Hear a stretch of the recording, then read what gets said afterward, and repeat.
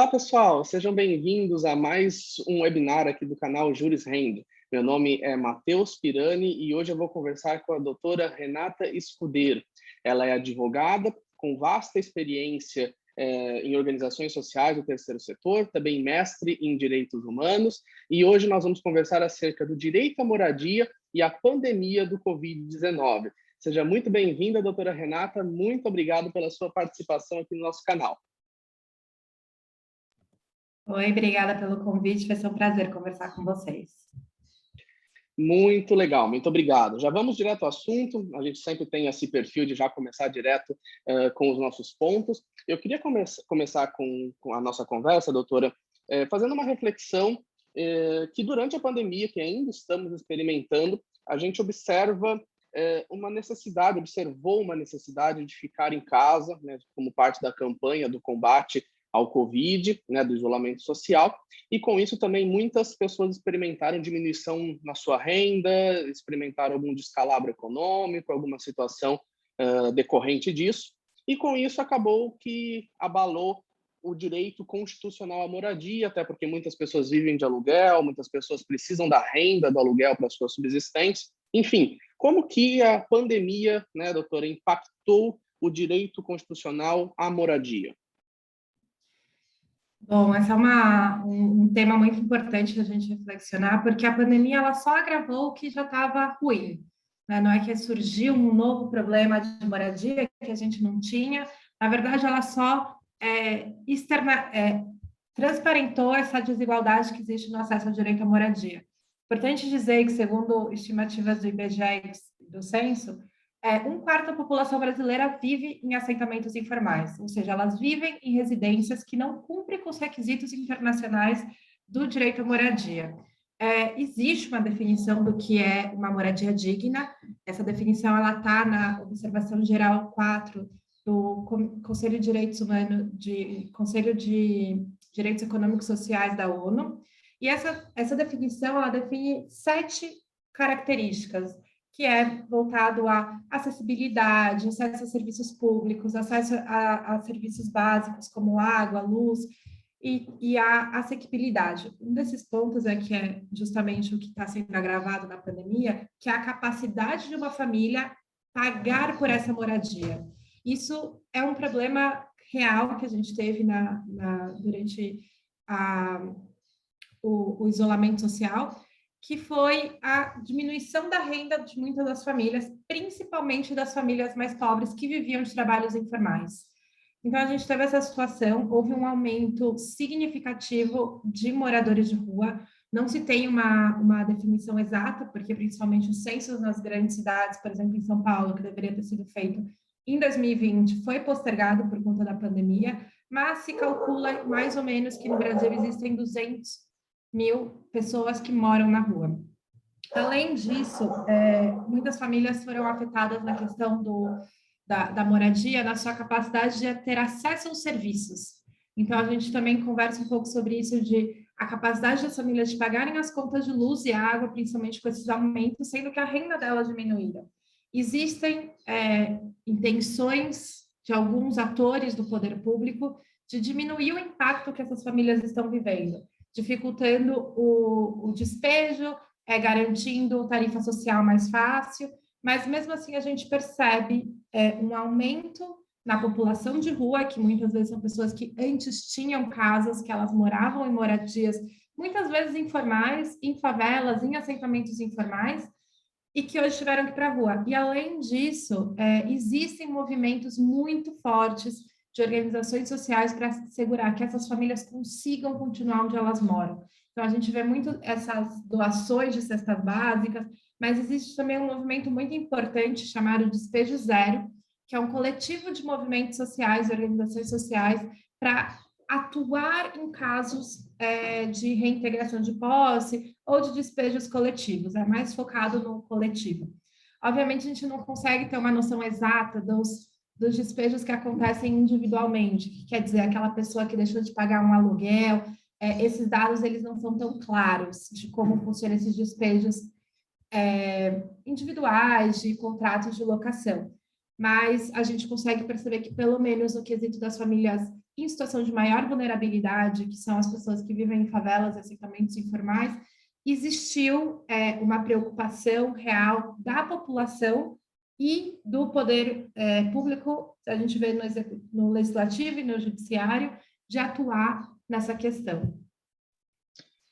Você pontuou uma questão que é muito importante, porque são as medidas combativas, né, à moradia, que seria, por exemplo, o despejo, como muito bem pontuado por você. Como que, na sua experiência, como que o judiciário ele vem se comportando aqui durante o nosso período da pandemia, talvez 2020, 2021, em relação ao despejo? Tem percebido um aumento, uma diminuição, mesmo tendo dito que os números não são precisos, mas na sua experiência, como que está sendo esse comportamento do judiciário em relação às ações de despejo? Eu acho que a primeira coisa é ressaltar a decisão do ministro Barroso em junho do ano passado, na qual ele suspendeu todas as reintegrações de posses e despejos de populações em situações vulneráveis, de propriedades coletivas. Então, isso quer dizer esses despejos que a gente vê de favelas, de ocupações. Então, em teoria, pela decisão do STF em uma DPF proposta pelo PSOL, esses despejos estariam proibidos.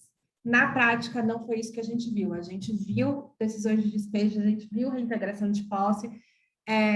O lado positivo é que, a partir do momento que tinha essa decisão do STF, os movimentos sociais tinham onde se apoiar para conseguir barrar ou dificultar essa reintegração, mas ocorreram algumas.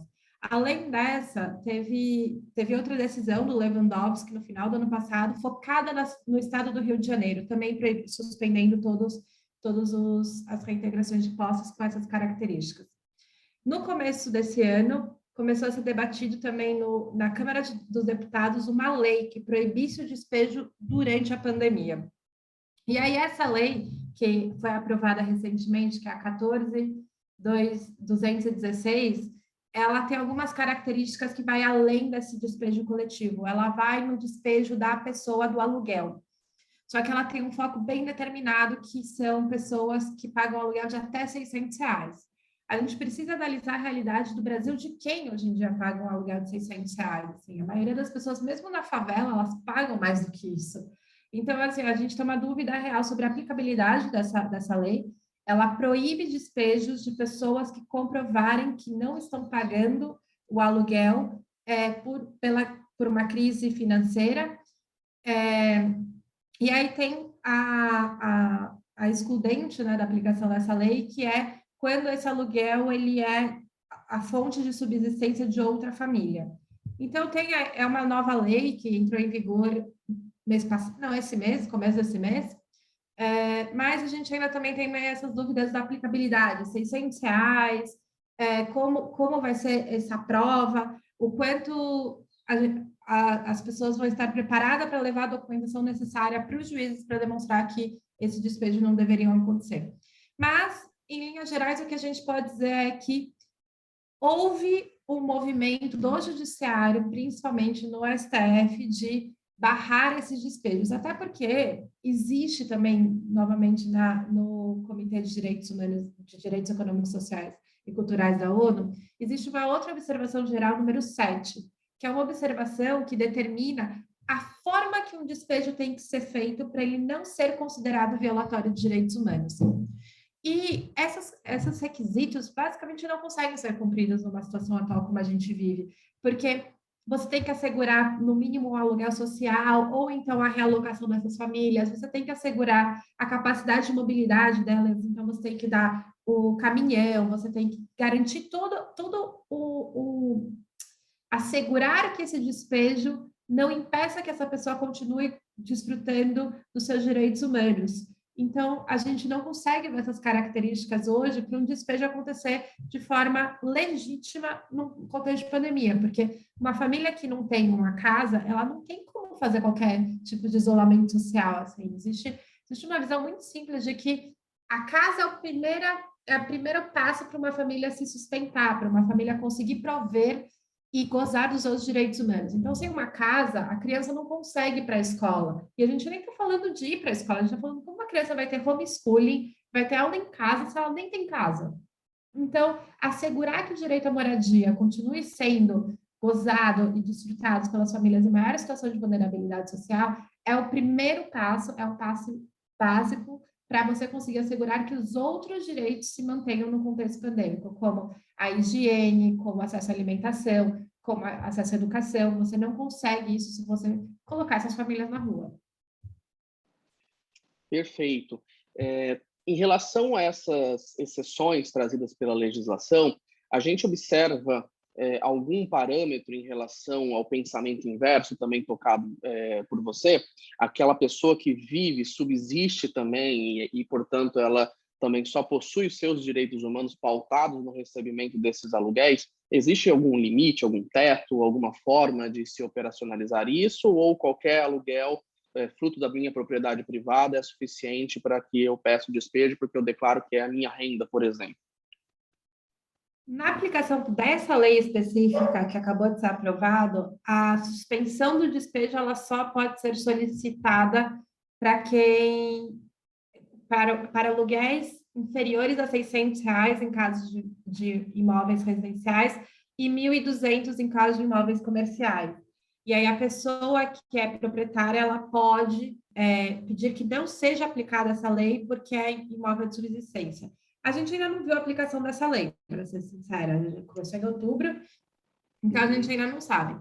Nas questões do STF, nas decisões do STF, não existiam exceções.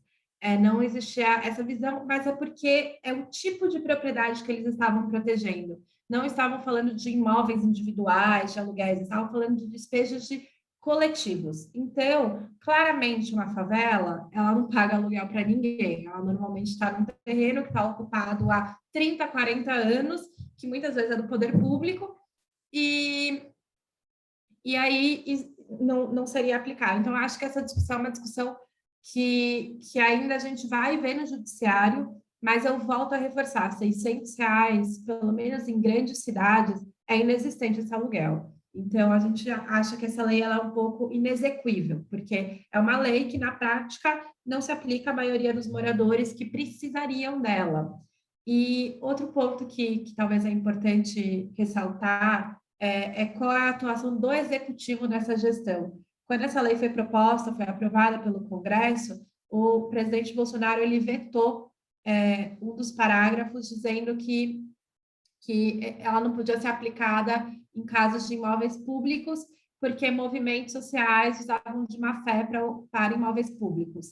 Então, a gente percebe que tem uma má leitura do Poder Executivo de qual é a realidade social das pessoas que ocupam territórios. São pessoas que não têm outra opção, que elas vivem em situação de vulnerabilidade social e, num contexto de pandemia, elas precisam cada vez mais que o poder público atue a favor delas, promovam moradias e promovam a capacidade delas de, se você não tem uma moradia atualmente, a gente pode promover algum acesso à moradia para você.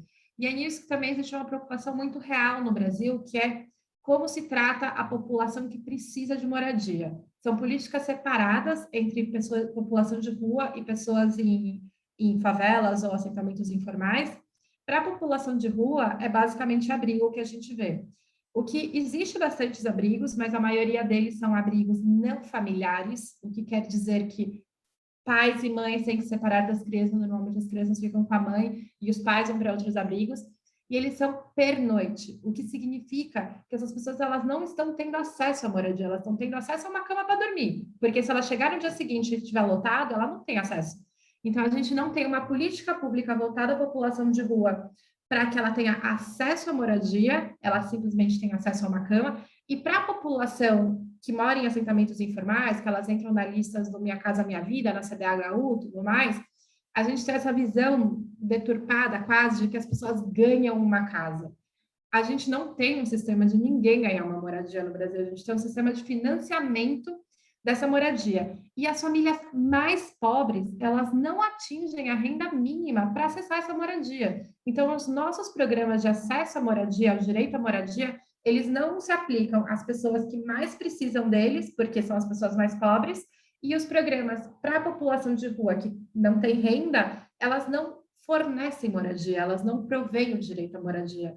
Então, a gente tem uma falha no nosso sistema de direitos de assegurar um direito que está na nossa Constituição, de assegurar um direito que é protegido internacionalmente. A gente não tem mecanismos reais de acesso a uma moradia digna para a população em situação real de vulnerabilidade social extrema.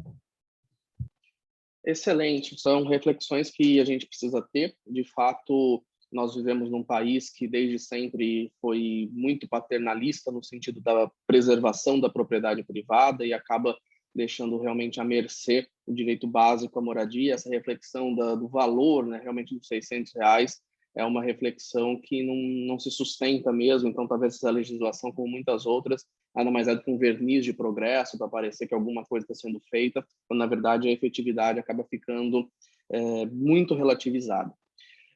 Essa é uma pauta que, com certeza, a gente precisa discutir mais vezes e é uma pauta que vai evoluir, talvez, com melhor jurisprudência, melhor doutrina e melhor legislação a partir dessas primeiras, né? Então, talvez ainda seja uma luz no final desse túnel. E eu queria, para a gente encerrar, quais são os seus enfoques prospectivos em relação a isso? Qual é a sua visão de futuro em relação ao direito à moradia, talvez pós-Covid? Como que você vê o Brasil depois que enfrentarmos essa crise sanitária e como ficaria a moradia nesse sentido? Bom, eu acho que a primeira coisa para falar é que não faltam leis e não faltam programas sociais. O que falta é intenção e execução. Como eu disse no começo, segundo o IBGE, 1/4 da população brasileira vive em assentamentos informais. Então, a gente precisa conversar sobre as leis que já existem, tanto municipais, estaduais quanto federais, de regularização de favelas. O que isso quer dizer? Não adianta você pegar um contexto social de um coletivo de pessoas que vivem no mesmo território há 30 anos, há 40, 20, sei lá quantos anos, pegar essas pessoas e falar, agora eu vou te jogar ali naqueles predinhos que eu estou construindo e você vai ter que se adequar a essa realidade que você não está acostumada. É aquele tema que sempre se discute sobre a aplicação dos projetos sociais para catador, porque normalmente nos abrigos e mesmo na CDHUs construídas ou moradias sociais construídas para a população, elas não têm lugar para pôr o carrinho do catador, elas não permitem animais.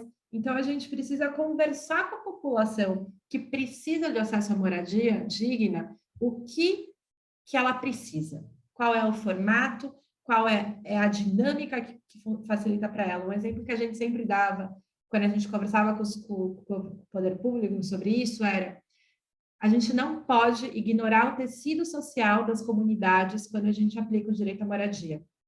Por exemplo, muitas mães, elas se ajudam a cuidar dos filhos. Então, de segunda fica com uma, de terça fica com outra, de quarta fica com outra.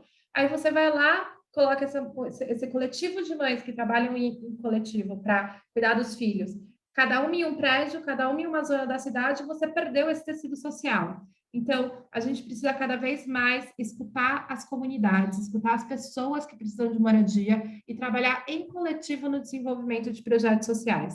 Outra coisa muito importante é que a gente não pode esquecer aquela famosa frase de existe mais casa sem gente do que gente sem casa.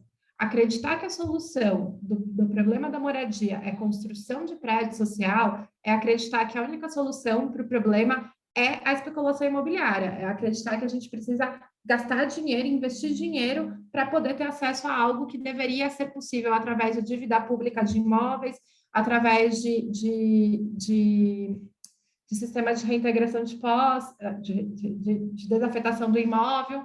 Então, assim, existem várias ferramentas que a gente deveria incentivar o poder público a usar. E outra coisa muito importante que a gente também ignora é que a gente tem 3 esferas do poder. Então, não adianta a gente só ficar reclamando para o federal. A gente precisa conversar com o prefeito. É o prefeito que faz esse tipo de política a nível local. E a gente precisa entender qual é a realidade de cada território. Então, não adianta eu vir aqui conversar com você sobre São Paulo e as realidades das favelas de São Paulo e pegar a lógica de São Paulo, que talvez deu certo na comunidade A, B ou C, e querer levar para o interior de Minas Gerais, que é outro contexto, é outra realidade. Então, eu não sei, eu não acho que a perspectiva real que eu estou falando mais de uma visão ideológica de a solução para o problema da moradia é escutar as pessoas que precisam dela.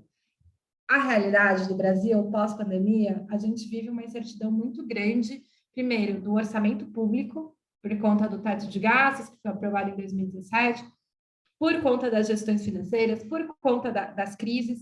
Então, a gente vive essa incertidão, e é importante dizer que sem vontade do poder público, eu não estou nem falando de bilhões de reais, eu estou falando de vontade, foco. Entender que moradia é o primeiro passo, a gente não vai conseguir transformar essa realidade. E o Brasil é isso, o Brasil é um país extremamente desigual, onde a gente naturaliza que pessoas não tenham casas. Não é aceitável que pessoas não tenham casas, que elas não consigam dormir à noite tranquilas. Então, a gente precisa ter um foco social sobre isso. E muito obrigada pelo convite, foi um prazer conversar com vocês, e eu espero que a gente tenha outras oportunidades de troca. Com certeza. Muito obrigado. Nós agradecemos aqui em nome da equipe da Juris Rende a sua participação com essa reflexão extremamente necessária. É um olhar que às vezes passa despercebido no nosso dia a dia, então é uma reflexão que cabe a todos e todos precisam realmente enfrentar essa temática. Então, sinta-se convidadíssima para voltar aqui e nos trazer novidades preferencialmente positivas em relação a este engajamento social e talvez reduzir um pouco esses números perturbadores acerca da população de rua, população gentrificada, enfim. Eu gostaria muito que isso se revertesse e a sua fala ela é muito esclarecedora nesse sentido. Então, novamente, muito obrigado pela sua participação e esse foi mais um webinar aqui do Juris Rende. Muito obrigado pela sua audiência. Obrigada, tchau, tchau. Tchau, tchau.